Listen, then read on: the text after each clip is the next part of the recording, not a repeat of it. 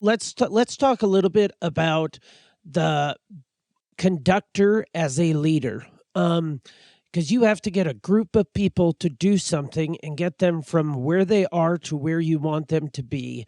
So it's got a lot of leadership involved in it. Frank, first off, can you tell us what is your definition of a leader? A leader is someone who can make people do the things they should do, and hopefully having them arrive at thinking it's what they want to do. But not always. Not always, but No. but a leader gets people to do what they should do. I mean, look at what we face now. We face a pandemic, right? We've got to get everybody vaccinated. Leadership is it. We're going to find out what kind of leadership we have, because I have to make people do the things they should do, because that will determine how successful we are. So when you were younger and you said you saw that band director, or you saw that band and that's what made you want to be a band director, was there any part of it that you loved the leadership part where you're like, he's leading that group? That's what I want to do. I want to lead that group, not just be in it. Oh, no, absolutely. I mean, the thrill was the thinking of getting up there and being able to make that happen. Yeah. You see, I think leadership, I think it starts, any great leader has a vision. They have to. You have to know what the objective is. You can't be firing out there into space. You have to have a clear idea of what you want to achieve. Then you have to be able to articulate it. And all of us have different ways of how we articulate what our vision is. But most of all, after you have the vision, after you've articulated it to the people that you're trying to affect, you have to be able to inspire people. That is the key. I have to be a leader that inspires.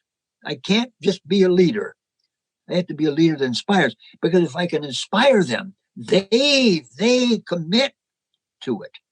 Then, it's an effort on all of our parts. The you and me become us, and that's what good leadership does. What was your greatest challenge or obstacle as a leader? A realization and appreciation of time, because I tried to go very fast when I was young. I wanted to make change like crazy. I wanted it right now. Trying to go too fast too soon creates problems. It might even create revolutions. And what was important was that I had an appreciation for time. Because, I think that's true in the world today. We want everything to happen right now. Every single vested interest wants what they want right now. And if one looks back over history, one will find that the great things have come as a result of some perseverance over a period of time, and then the achievement of it. I mean, in the Continental Congress, when they were on the verge of losing everything, they came right up, they're ready to vote on the Declaration, and the Southern delegates said, because there was a clause in there outlawing slavery.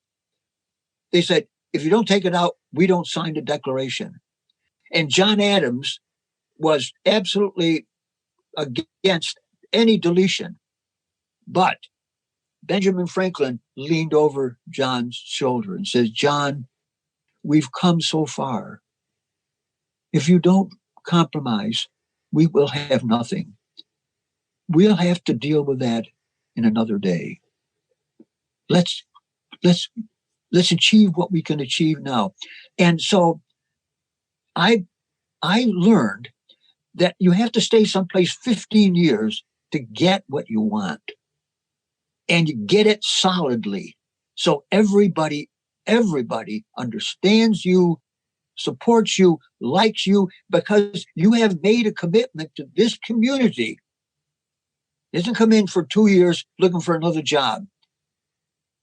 15, 15 years. And an experienced teacher told me that when I was a young teacher. That person was right on, that it takes time to change people's ideas.